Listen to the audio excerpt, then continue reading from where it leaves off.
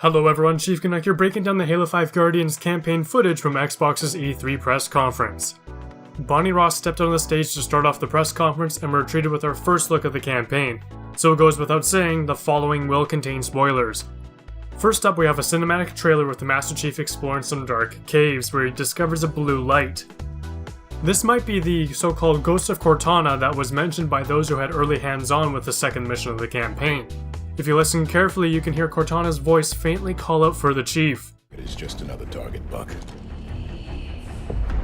Meanwhile, Fireteam Osiris is hunting down the Chief and heading to battle alongside the Arbiter and his forces at Sunayon.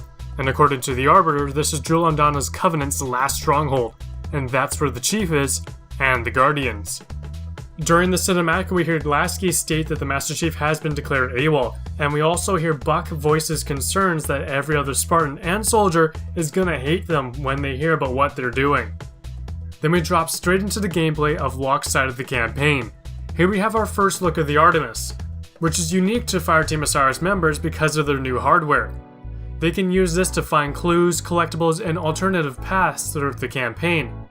Members of Blue Team will have to find those clues, collectibles, and alternative paths by themselves. The Artemis finds an item of interest, the Master Chief's AR, and using the new AI commands, Locke instructs Vale to check it out. Later on, the Artemis is used to find weapon caches and other points of interest. As we leave the area, we're treated to the hilarious antics of the last remaining grunt. I regret everything!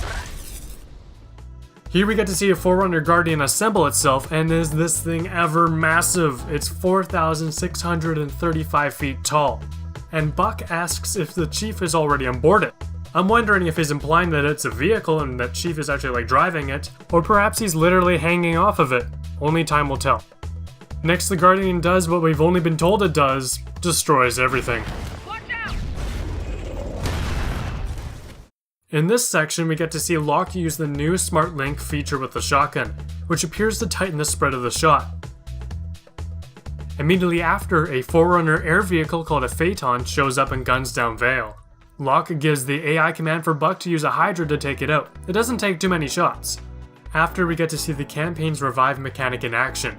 Now, if they didn't revive Vale before the timer expires within that little indicator, or if she was shot down by something more deadly, she would have to wait to respawn just like the original mechanic we're all used to. And here's the gameplay introduction for the brand new enemy, the Promethean Soldier.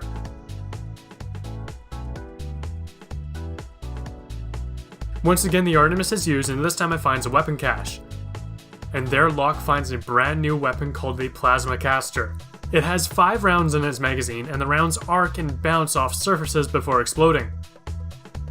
The gun also has an alternate firing mode, which may be activated by holding down the fire button or scoping in with SmartLink. The alternate firing mode charges the round, causing it to fire straighter and stick to targets.